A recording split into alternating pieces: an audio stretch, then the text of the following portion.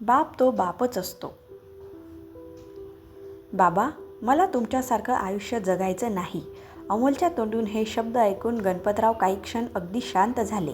त्यांच्या हातातली चहाची कपबशी तशीच थांबली. समोर बसलेला अमोल त्यांचा एकुलता एक मुलगा होता. शिकून मोठा झाला होता, चांगल्या कंपनीत नोकरी करत होता आणि काही दिवसातच त्याचं लग्न होणार होतं. गणपतरावांनी मात्र मुलाकडे पाहून फक्त एवढंच विचारलं, माझ्यासारखं आयुष्य म्हणजे? अमोल थोडा चिडून म्हणाला, संपूर्ण आयुष्य दुसऱ्यासाठी जगायचं, स्वतःच्या इच्छा मारायच्या, आईसाठी, माझ्यासाठी, घरासाठी, पण स्वतःसाठी काहीच नाही. गणपतराव हलकेच हसले. म्हणजे तुला वाटतं मी काहीच केलं नाही? तसं नाही बाबा. मग? अमोल काहीच बोलला नाही. गणपतराव उठले आणि हळूच आपल्या खोलीत गेले. त्या रात्री त्यांना झोप आली नाही, कारण मुलाने पहिल्यांदाच त्यांच्याकडे प्रश्न म्हणून पाहिलं होतं आणि त्या प्रश्नाचं उत्तर त्यांच्याकडे होतं, पण त्यांनी ते उत्तर कधीच अमोलला सांगितलं नव्हतं. गणपतराव एका छोट्याशा गावात शेतकरी कुटुंबात जन्मले होते. घरची परिस्थिती साधीच होती. वडील शेती करत, आई घर सांभाळत. गणपतराव हुशार होते. शिक्षकांनी त्यांना पुढे शिकण्याचा सल्ला दिला होता, पण 10वी झाल्यावरच वडिलांनी सांगितलं, गण्या, आता घरची परिस्थिती नाही रे पुढे शिकवायला. गणपतरावांनी काहीच विचारलं नाही. दुसऱ्याच दिवशी ते गावातल्या किराणा दुकानात कामाला लागले. दिवसभर दुकानात उभं राहायचं, रात्री घरी यायचं आणि दुसऱ्या दिवशी पुन्हा तेच. पुढे त्यांचं लग्न झालं. मीनाक्षी त्यांच्या आयुष्यात आली. दोघांनी मिळून छोटंसं घर उभं केलं. काही वर्षांनी अमोलचा जन्म झाला. अमोलच्या जन्मानंतर गणपतरावांचं आयुष्य पूर्णपणे बदललं. त्यांनी एकच ठरवलं होतं, माझं शिक्षण राहिलं, पण माझ्या मुलाचं शिक्षण राहता कामा नये. अमोल लहानपणापासूनच अभ्यासात हुशार होता. शाळेतल्या प्रत्येक कार्यक्रमात त्याचं नाव असायचं. एकदा अमोलला शहरातल्या मोठ्या शाळेत प्रवेश मिळाला. फी खूप होती. मीनाक्षीने हिशोब मांडला. गणपतराव, एवढी फी आपण कशी भरणार? गणपतराव काहीच बोलले नाही. दुसऱ्या दिवशी त्यांनी त्यांच्या लग्नाच्या वेळी मीनाक्षीने दिलेली सोन्याची अंगठी हातात घेतली. मीनाक्षीच्या डोळ्यात पाणी आलं. हे विकू नकोस. गणपतराव म्हणाले, अंगठी पुन्हा घेता येईल, पण अमोलचं वर्ष पुन्हा येणार नाही. आणि ती अंगठी विकली गेली. अमोलची फी भरली गेली, पण अमोलला याची काहीच कल्पना नव्हती. काळ पुढे सरकत गेला. अमोल कॉलेजला गेला. शहरात हॉस्टेलमध्ये राहू लागला. गणपतराव दर महिन्याला पैसे पाठवत. कधी पैसे कमी पडले तर स्वतःच्या गरजा कमी करत. नवीन कपडे घ्यायचे नाहीत, चप्पल तुटली तरी शिवून वापरायची, मोबाईल खराब झाला तरी दुरुस्त करून घ्यायचा. अमोलने कधी विचारलं, बाबा तुम्ही नवीन मोबाईल का घेत नाही? गणपतराव हसायचे, माझं काय आहे रे, फोन चालला की झालं. अमोलला वाटायचं बाबांना कशाचीच हौस नाही, पण त्याला माहीत नव्हतं बाबांना हौस होती, फक्त स्वतःपेक्षा मुलाची हौस मोठी होती. एकदा अमोलला कॉलेजमध्ये महत्त्वाच्या प्रोजेक्टसाठी लॅपटॉप हवा होता. त्याने बाबांना फोन केला, बाबा लॅपटॉप घ्यायचा आहे. कितीला येतो? सुमारे 50,000. दुसऱ्या दिवशी गणपतरावांनी पैसे पाठवले. अमोलने लॅपटॉप घेतला. काही दिवसांनी त्याला कळलं की बाबांनी त्यासाठी गावाकडची छोटीशी जमीन विकली होती. तो घरी आला. बाबा तुम्ही जमीन का विकली? गणपतराव हसत म्हणाले, जमीन पुन्हा घेता येते रे. अमोल म्हणाला, पण काही नाही, तू मोठा हो, माझी जमीन तूच आहेस. अमोलने बाबांना मिठी मारली, पण काही क्षणानंतर तो पुन्हा शहरात निघून गेला. आयुष्य धावत राहिलं. काही वर्षांनी अमोलला मोठ्या कंपनीत नोकरी मिळाली. पहिला पगार मिळाल्यावर त्याने बाबांसाठी महागडं घड्याळ घेतलं. बाबा हे तुमच्यासाठी. गणपतरावांनी घड्याळ हातात घेतलं. त्यांच्या डोळ्यात चमक आली. खूप छान आहे रे. अमोल म्हणाला, आता तुम्ही हेच वापरायचं. गणपतराव हसले, पण दुसऱ्या दिवशी ते घड्याळ कपाटात ठेवून जुनंच घड्याळ घालून दुकानात गेले. अमोलने विचारलं, नवीन घड्याळ का नाही घातलं? ते म्हणाले, अरे हे महाग आहे, खराब झालं तर?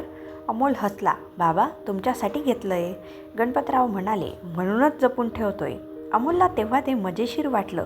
आज मात्र त्या आठवणीचा अर्थ त्याला समजणार होता. अमोलच्या लग्नाची तयारी सुरू झाली. लग्नासाठी मोठा खर्च होणार होता. अमोलने बाबांना स्पष्ट सांगितलं, बाबा लग्नाचा खर्च मी करतो, तुम्ही काहीही कर्ज घेऊ नका. गणपतराव म्हणाले, तुझं लग्न आहे, बाप म्हणून माझीही काही जबाबदारी आहे, पण बाबा तू काळजी करू नकोस. अमोलला माहीत नव्हतं की गणपतरावांनी पुन्हा एकदा आपली छोटी बचत मोडली होती. लग्नाच्या काही दिवस आधी अमोलला घरात एक जुनं लोखंडी कपाट दिसलं. त्याने कपाट उघडलं. आत काही जुन्या पावत्या, कागदपत्र आणि एक छोटी डायरी होती. कुतूहल म्हणून अमोलने डायरी उघडली. पहिल्याच पानावर लिहिलं होतं, अमोलच्या शाळेची फी 12,500 रुपये.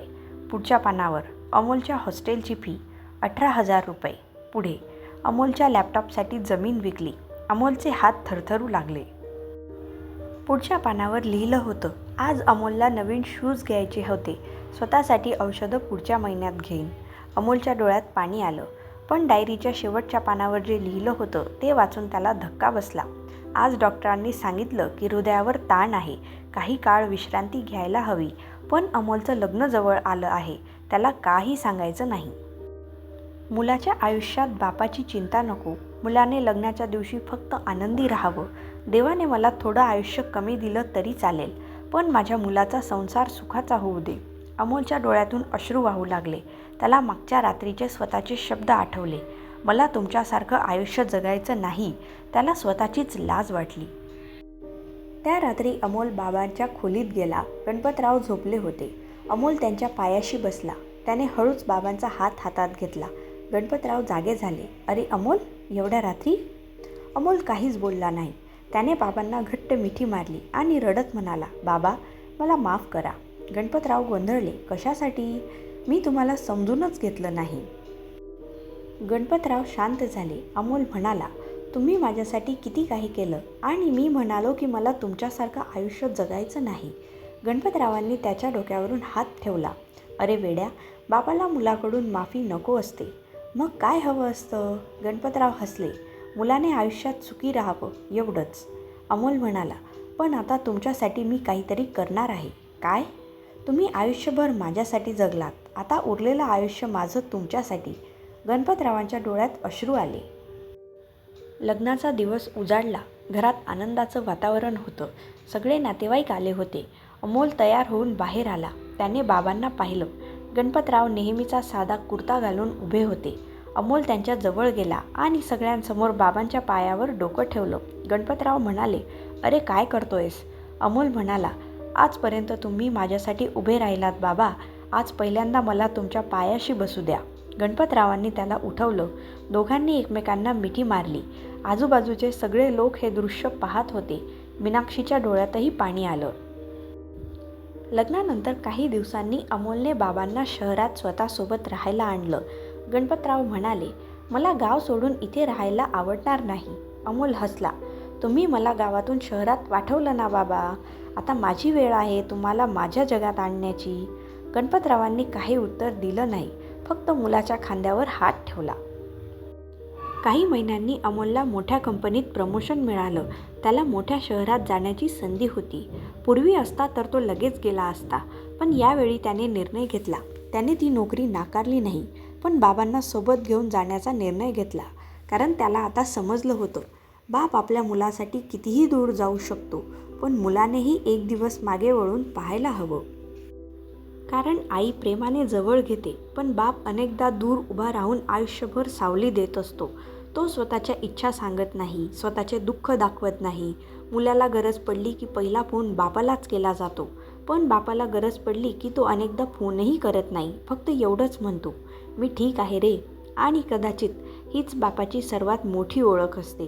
तो स्वतःच्या वेदना लपवतो, पण मुलाच्या चेहऱ्यावरचं दुःख त्याला लगेच दिसतं. तो स्वतः भुकेला राहतो, पण मुलाला कधी उपाशी झोपू देत नाही. तो स्वतः जुनं घड्याळ वापरतो, पण मुलाला वेळेची किंमत शिकवतो. तो स्वतःची स्वप्न बाजूला ठेवतो, फक्त मुलाचं स्वप्न पूर्ण व्हावं म्हणून. म्हणूनच बाप तो बापच असतो. त्याचं प्रेम मोठमोठ्या शब्दात नसतं, ते असतं शाळेची फी भरताना, रात्री उशिरा मुलाला घरी आणताना, पगाराच्या आधीच पैसे पाठवताना, स्वतःच्या औषधांपेक्षा मुलाच्या गरजेला प्राधान्य देताना, आणि सर्वात महत्त्वाचं म्हणजे मुलगा मोठा झाल्यावरही त्याच्यासाठी काळजी करताना. अमोलला शेवटी एक गोष्ट समजली होती, बापाची किंमत तो घरात असताना कदाचित जाणवत नाही, पण त्याची सावली डोक्यावरून गेल्यावर कळतं की उन्हात उभं राहून आपल्याला सावली देणारा माणूस कोण होता. म्हणून बाप जवळ असेल तर त्याच्याशी 2 मिनिटं बोला, त्याची विचारपूस करा, त्याचा हात हातात घ्या.